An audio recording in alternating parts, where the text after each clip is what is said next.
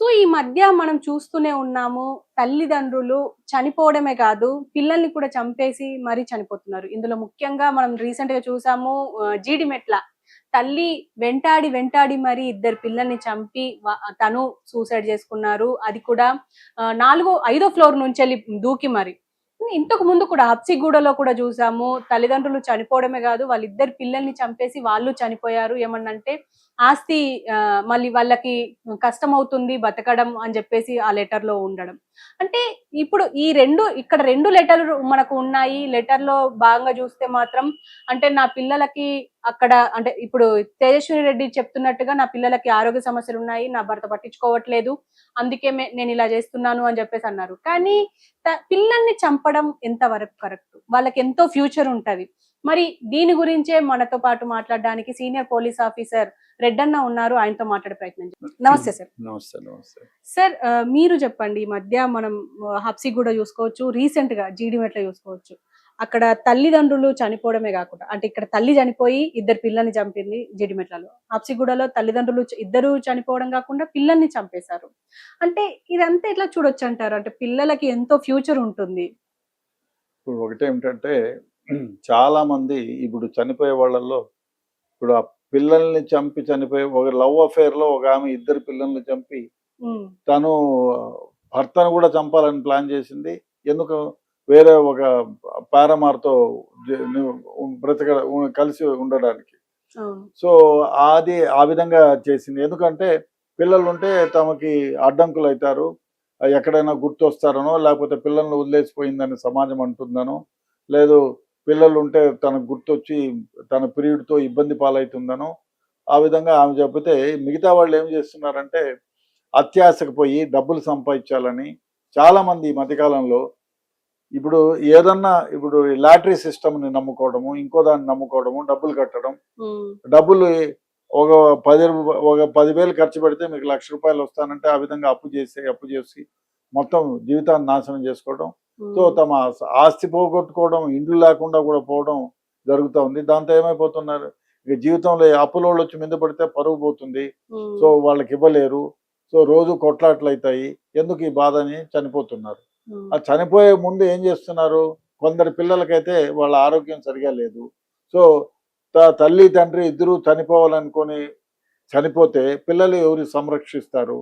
So ఆస్తి ఉండదు, సంరక్షణ వాళ్ళు ఉండరు. వీళ్ళైతే చిన్నపిల్లలు, వీళ్ళు అనాథలుగా రోడ్డు పైన భిక్షం ఎత్తుకోనో అటో ఇటో తిరుగుతూ వాడో వీడో కొట్టో ఇంకోటి చేసి పిల్లలు ఎవరిని ఎత్తకపోయి ఏ విధంగా మానసికంగా హింసించవచ్చు, కాళ్ళు చేతులు తీసేసి అడుక్కు తినే వాళ్ళగా చేయొచ్చు, ఇంకోటైనా చేయొచ్చు, అన్నం లేకుండా చేయొచ్చు. దానికంటే బెటర్ మేము ఎలాగో చచ్చిపోతున్నాం కాబట్టి మాతో పాటు వాళ్ళని చంపేస్తే బాగుంటుందనే ఉద్దేశంతో ఆ విధంగానే ఎందుకంటే వాళ్ళని చూసుకున్న వ్యక్తులు ఎవరు లేరు కాబట్టి చంపేస్తున్నారు. అటువంటి వాళ్ళు చాలా మందిగా తయారైనారు ఈ మధ్యకాలంలో. దానికి కారణం ఏమంటే అత్యాశ ఒకటి, ఎథిక్స్ లేకుండా బ్రతకడం, మారల్స్ లేకుండా బ్రతకడం, దాంతో చెడ్డ పనులన్నీ చేయటం, డబ్బులు పోగొట్టుకోవడం, అదే అతి ముఖ్యంగా కష్టాన్ని నమ్ముకోకపోవటం. సో ఈజీగా డబ్బులు మీరు చూడండి, ఆత్మహత్య చేసుకున్న వాళ్ళ ఈజీగా డబ్బులు సంపాదించాలా అని దానిలో పడి డబ్బులు పోగొట్టుకొని జీవితాన్ని బుగ్గిపాలు చేసుకొని చివరికి తాము చచ్చిపోవడమే కాకుండా పిల్లల్ని కూడా చంపుకుంటున్నారు. దీనికి కారణం ఏమంటే ఫస్ట్ నుంచి కూడా కష్టపడాలి, తమ కాళ్ళపైన తాము నిలబడాలి అనేటువంటి మనస్తత్వాన్ని వదిలేసి ఏ విధంగానైనా ఈజీగా మనీ సంపాదించాలనే దోవలో పోయి ఉన్న ఆస్తిని పోగొట్టుకొని చివరికి తమ ప్రాణాలను పోగొట్టుకోవడం కాకుండా పిల్లల్ని కూడా చంపుతారు. అంటే సార్ ఇప్పుడు మీరు అన్నట్టుగా ఓకే, కానీ ఇప్పుడు రీసెంట్ గా మనం చూసిన జీడిమెట్లలో తల్లికి కంటి చూపు ఇబ్బంది ఉండడం వల్ల పిల్లలకు కూడా అదే వచ్చింది, భర్త పట్టించుకోవట్లేదు అని అంటున్నారు. అంటే ఆ కేసు ఎలా చూడొచ్చు అంటారు సార్? ఇప్పుడు తల్లికి కంటి చూపు లేదు, తాను గుడ్డిదే, ఆల్మోస్ట్ గుడ్డి ఆమె. అదేవిధంగా పిల్లలకు కూడా హెరిడిటరీగా అదే వచ్చింది. తండ్రి చూపించి వాళ్ళిద్దరిని బాగు చేస్తేనేమో బాగుండేది.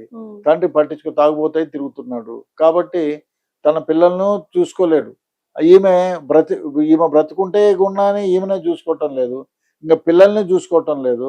అట్లాంటప్పుడు ఇంకా పెద్దగా అయితే సమాజానికి వాళ్ళు ఏ విధంగా బతుకుతారో, ఏ విధంగా ఇదవుతారో అనేటువంటి ఆమె బాధపడి, సో అంటే జీవితాంతం వాళ్ళు బాధపడుతూ బ్రతకడం కంటే ఒకసారి మేము ముగ్గురం చనిపోతే బెటర్ కదా అని ముగ్గురిని ఆమె ఆమె చనిపోతూ వీళ్ళని కూడా చంపేసింది. హ్మ్. అంటే ఇప్పుడు వాళ్ళకి ఆస్తులు ఉన్నాయి సార్. ఆస్తులు చాలా ఉన్నాయి. వాళ్ళు హ్యాపీగా బతకడానికి. కానీ ఈ ఆస్తులు ఉన్నా కూడా వాళ్ళని కాపాడలేకపోయాయంటారా? కొన్నిసార్లు ఏమైపోతుందంటే ఆస్తులు ఉన్నా కూడా ఇప్పుడు చూసుకునే వాళ్ళు వ్యక్తి లేకపోతే ఆస్తులుండి కూడా ఏం ప్రయోజనం?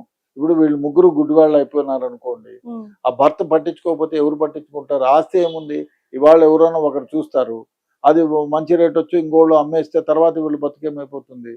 సో, హ్మ్. వాళ్ళు ఆ విధంగా మానసికంగా ఆ విధంగా ఫిక్స్ అయిపోయి ఉంటారు. మాకు చూసుకునే వ్యక్తులు ఎవరు లేరు. ఈ సమాజం మమ్మల్ని ఎవరు గుర్తించడం లేదు. కాబట్టి చనిపోవడమే మేలనుకోని అదొక రుగ్మత. హ్మ్. చావు మనం చనిపోవాలి అంటే అది పిరికితనం. అదొక బేలతనం అని చెప్పొచ్చు. లేదు బ్రతకాలి, మనం సాధించాలని. ఎంతమంది గుడ్డివాళ్ళు బ్రతకటంలే.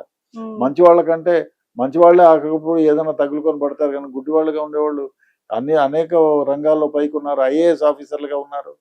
ఐపీఎస్ లేదు కానీ ఐఏఎస్ ఆఫీసర్‌గా గుడ్డివాళ్ళు ఉన్నారు. హ్మ్. వాళ్ళు పని చేస్తున్నారు. చాలా పకడ్బందీగా చాలా చాలా మంచి ఉద్యోగాలు చేస్తున్నారు. హ్మ్. బ్రెయిన్ లిపి వచ్చింది కదా! ఇప్పుడు బ్రెయిన్ దాంతో లిపి. హ్మ్. దాంతో బ్రహ్మాండంగా ఉన్నారు. హ్మ్. ఆమె అనవసరంగా అపోహపడి భర్త సరిగా చూసుకోవడం లేదు. నేను ఒకవేళ చనిపోతే ఈ పిల్లవాడు కూడా నా పిల్లోళ్ళు కూడా నాశనం అయిపోతారు అనేటువంటి ఇది ఉంది కానీ ఇప్పుడు మంచి ట్రీట్మెంట్స్ కూడా వచ్చాయి. అవును. కళ్ళను ట్రాన్స్‌ప్లాంట్ చేస్తున్నారు. ఇప్పుడు ఆస్తులమ్మి కళ్ళని ట్రాన్స్‌ప్లాంట్ చేయొచ్చు. లేదా చాలా మంచి ట్రస్ట్‌లు ఉన్నాయి. వాళ్ళతో చూపించవచ్చు.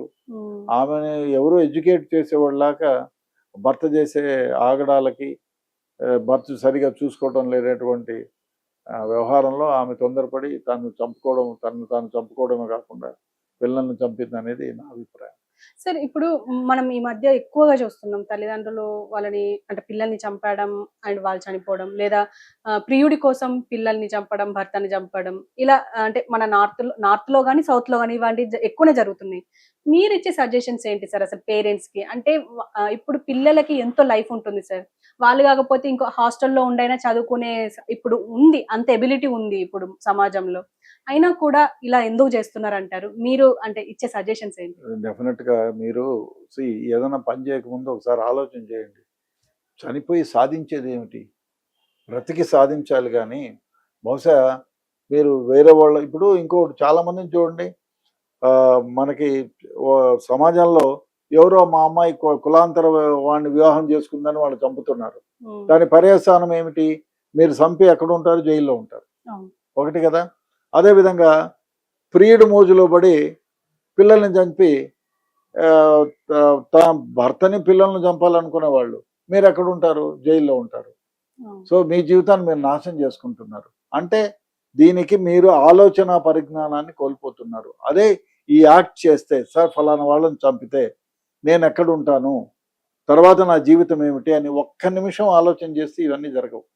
ఇప్పుడు చాలా కేసుల్లో ఇప్పుడు ఆమె ఆహ్, వ బ వ బ బ కూతురు ఎక్కడో పెళ్లి చేసుకుందని అల్లుడిని చంపిన రోజులున్నాయి. అవును. తర్వాత ఏమైనారు? ఆ ముసలామె ఏదో చేస్తే ఆమె కోసమని మనవడు, తండ్రి ఇద్దరు పోయి ఒక అబ్బాయిని చంపేస్తారు. అవును. ఇప్పుడు ముసలామె జైల్లో ఉంది. తండ్రి జైల్లో ఉన్నాడు. మన్మడు జైల్‌లో ఉన్నాడు. కూతురికేమో భర్త లేడు. అవును. మనవడు జైల్లో ఉన్నారు. సో, ఏమి సాధించారు మీరు? కాబట్టి ఆలోచన రహితంగా మీరు ఇటువంటి తొందరపాటు చర్యలు తీసుకుంటే మీ జీవితాలను మీరు నాశనం చేసుకునేదే కాకుండా ఇతరుల జీవితాలను కూడా బుగ్గిపాలు చేసిన వాళ్ళు అవుతారు. కాబట్టి డెఫినెట్‌గా ఇటువంటి దుందుడుకు చర్యలు చేయకుండా జీవితం సాఫీగా జరిగిపోవడానికి ఏ విధంగా ఆలోచన చేయాలనేది ఆలోచన చేసుకోవాలి.